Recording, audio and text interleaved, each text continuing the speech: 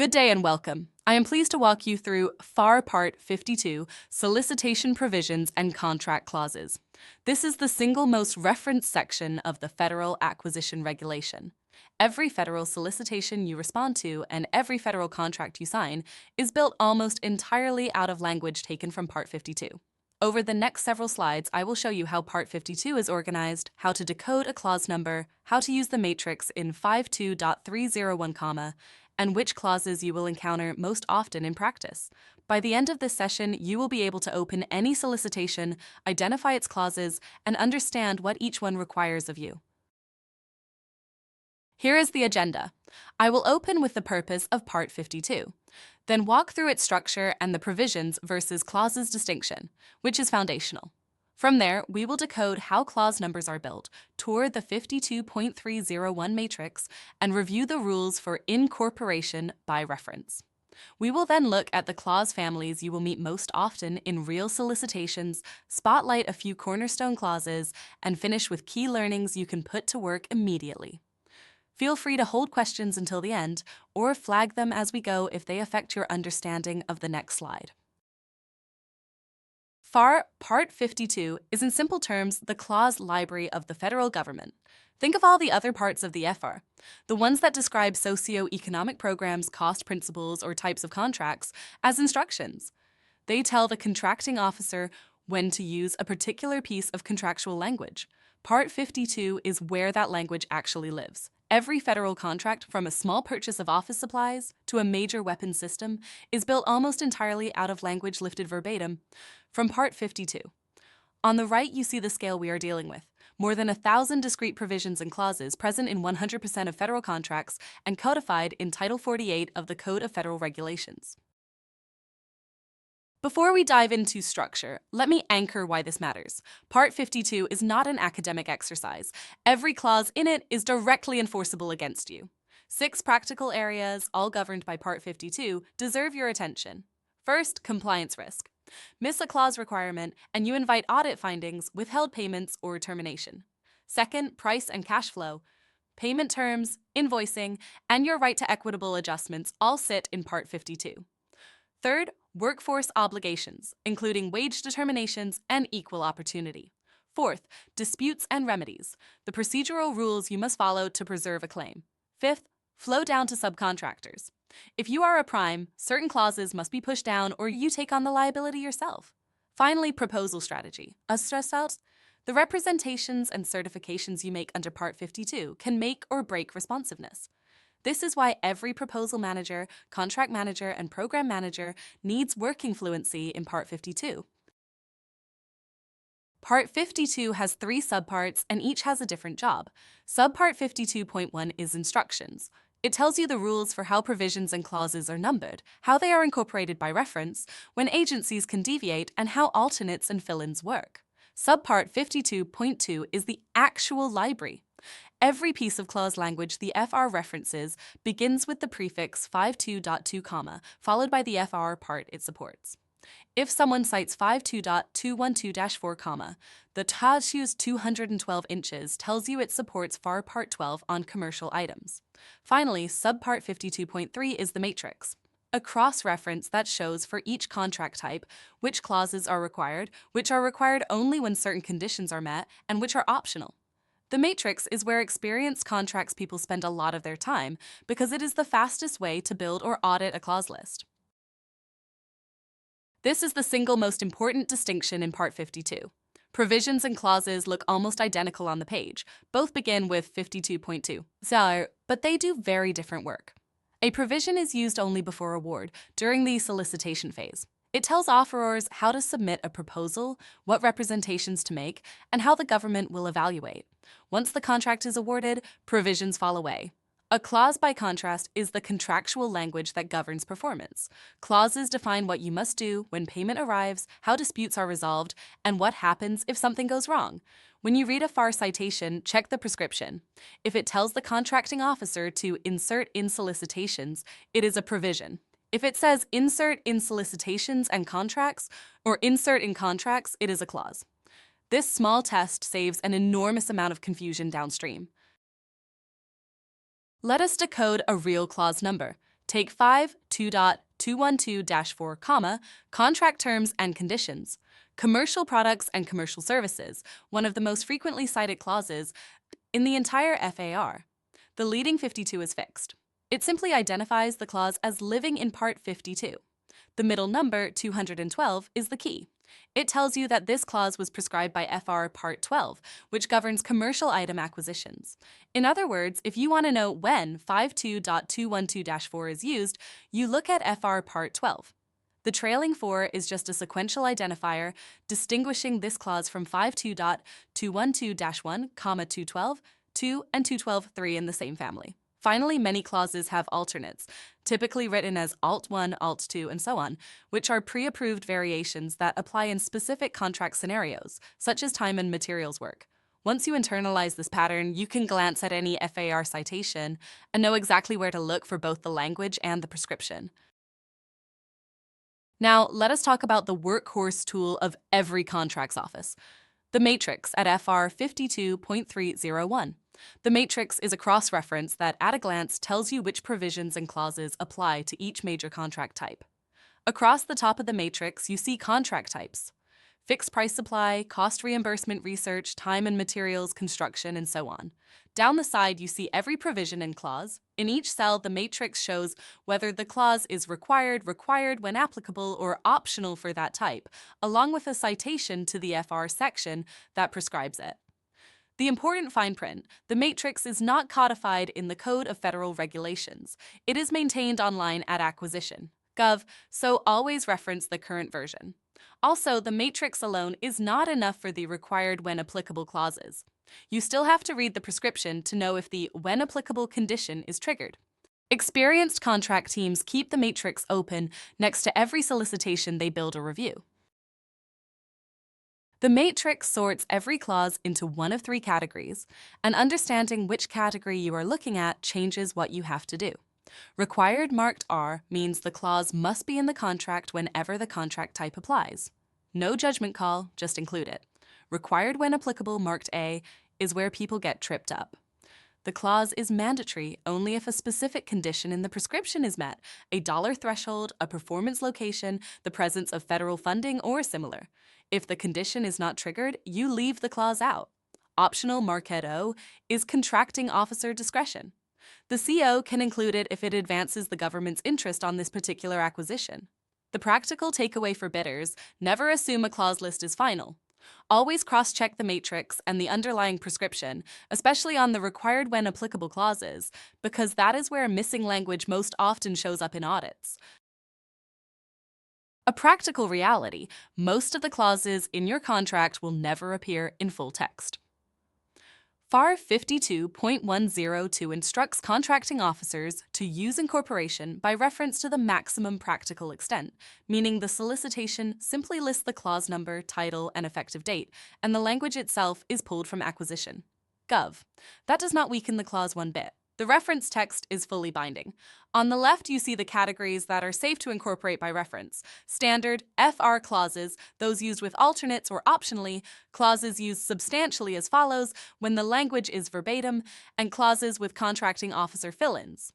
On the right are the exceptions that must be written out in full: clauses prescribed by 5.2.107, clauses not accessible electronically, agency unique clauses without authorization for reference, and any clause that has been modified or deviated.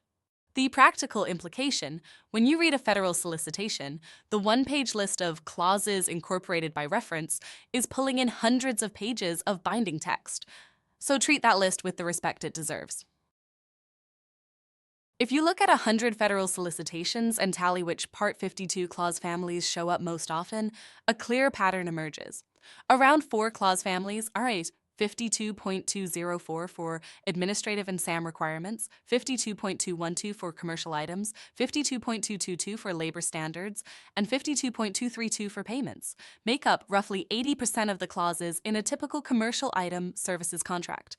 That means if your team becomes fluent in just those 4 clause families, you can intelligently read the overwhelming majority of any solicitation. The other families 52.203 for integrity and ethics, 52.219 for small business programs, 52.233 for disputes, 52.225 for Buy American and trade agreements, 52.247 for transportation, and 52.246 for quality. So appear less frequently but are still important when they do. Two specific clauses to bookmark: 52.204-7, which keeps you registered in SAM and is essentially universal, and 52.212-5, which is the vehicle through which statutes and executive orders flow into commercial items contracts. Always review which subclauses in 52.212-5 the contracting officer has checked, because that checklist varies significantly from one solicitation to the next. Let us spotlight the single clause that appears in more federal contracts than any other. FAR 5 2.212-4, contract terms and conditions, commercial products and commercial services. This is the clause that makes commercial items acquisitions under FAR Part 12 possible. It contains a streamlined set of terms designed to align to the maximum extent practicable with customary commercial practice. 6 areas to understand. First, payment and invoicing follow the Prompt Payment Act. If your invoice does not meet the content requirements, the 30-day clock does not even start. Second, risk of loss stays with you until delivery, either to the carrier for FOB origin or to the destination for FOB destination. Third, disputes are routed into 52.233-1. Fourth, termination for convenience is nearly absolute for the government, and your recovery is reasonable charges only, not lost profits. Fifth, excusable delays protect you when an act of God or the government intervenes. Sixth, the services warranty is primarily a re-performance remedy. If you internalize these 6 points alone, you already understand the majority of your commercial items obligations. 52.212-5 is the clause that people most often misread. The commercial items regime under FAR Part 12 is supposed to look like commercial practice, but Congress still wants certain statutes and executive orders applied, even to commercial contracts. 52.212-5 is the vehicle that pushes those requirements in. Here is the critical thing to know. The clause is essentially a check-the-box list. The contracting officer reviews each subclause on the list and determines, based on the nature of this specific acquisition, which ones apply. The boxes that are checked bind you. The boxes that are not checked do not. As you can see in this sample, some clauses like 52.204-25 on covered telecommunications under Section 889 are almost always checked, while others like 52.219-28 on small business re-representation are checked only when the contract period spans a re-representation event. The practical lesson: when you receive a solicitation, zoom straight to 52.212-5 and read which boxes are checked. Each checked box is a separate compliance obligation that carries through the life of the contract. Let us drill into 4 of the most heavily used clause families. 52.203 deals with ethics and integrity, gratuities, anti-kickback, and the Contractor Code of Business Ethics and Conduct at 52.203-13, which requires you to maintain a written ethics program and report credible evidence of certain violations. 52.204 is administrative and data. This is where SAM registration and maintenance live at 52.204-7 and 52.204-13, plus the Section 889 telecom prohibition at 52.204-25, which every contractor needs to take seriously because it extends to your supply chain. 52.219 covers small business programs, set-asides, subcontracting plans, limitations on subcontracting, and the post-award re-representation rules that determine your size status as the contract ages. And 52.222 is labor standards, convict labor, equal opportunity, protections for veterans and workers with disabilities, and combating trafficking in persons. The compliance flow-down requirements in these 4 families are where most contractor risk actually lives, because a single unchecked flow-down to a subcontractor can convert a clean contract into an audit finding. 2 families that quietly determine how your contracts actually feel in the real world: payments and disputes. On the payment side, 52.232 is the family to know. 52.232-25 is the prompt payment clause, which starts a 30-day clock from receipt of a proper invoice and acceptance, not from the date you shipped. 52.232-33 requires payment by electronic funds transfer through SAM, which is why SAM registration is non-negotiable. And 52.232-40, one of the newer clauses requires primes to pay their small business subcontractors on an accelerated 15-day schedule and to flow that requirement down. On the dispute side, 52.233 is where every claim ultimately lives. 52.233-1 implements the Contract Disputes Act and gives you a 6-year window to assert a claim with a written certification required for anything over $100,000. 52.233-2 obliges protesters to serve the contracting officer within 1 day. 52.233-3 gives the government stop work authority when a post-award protest is filed within 10 days. And 52.233-4 is the governing law clause. Federal law controls, so state law commercial concepts do not apply the way they would in a private sector breach case. These 4 clauses together define the mechanical path a disagreement will travel. Let us put it all together with a concrete example. Imagine a civilian agency issues a commercial items RFQ for $1.2 million of IT help desk services, base year plus 2 option years, performed in the United States. The clause list on the left looks intimidating, but you already know how to read it. The 52.204 series is SAM and covered telecom. You have to be registered, and your supply chain must be clean of Chinese telecom under Section 889. The 52.212 series is the Commercial Items Framework, Instructions, Reps and Certs, General Terms, and the Statute Implementation Checkbox Clause. The 52.217-8 and 52.217-9 pair lets the government extend performance -8 by up to 6 months at the existing rate, -9 by exercising an option year.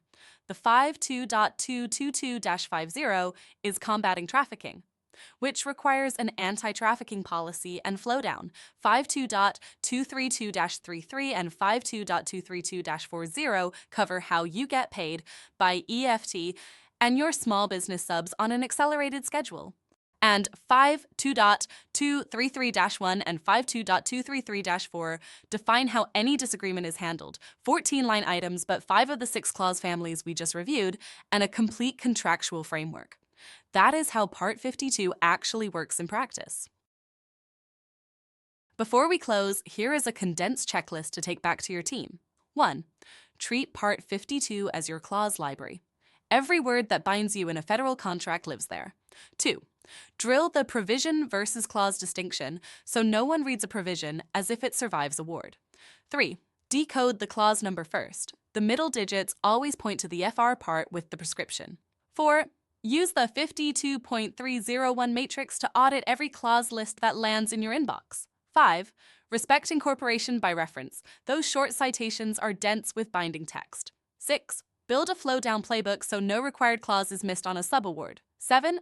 On commercial items, contracts open 52.212-4 and 52.212-5 before anything else. And 8. Track every fill-in and alternate, because that is where the contracting officer tailors the contract to your specific situation. If your team operates on these 8 principles, you will handle Part 52 with confidence. Thank you for your time today. Federal Acquisition Regulation Part 52 is dense, and a single missed clause can cost you a contract, a payment cycle, or an entire audit. That is exactly where Neybor Consulting works every day. Whether you need a clause list audit, a subcontract flowdown map, a proposal strategy review, or a full compliance framework built around your pipeline, we can help you turn Part 52 from a source of risk into a competitive advantage. To take the next step, visit Neybor Consulting. Come and book a consultation. I am happy to take any questions you have now, and we can continue the conversation one-on-one from there.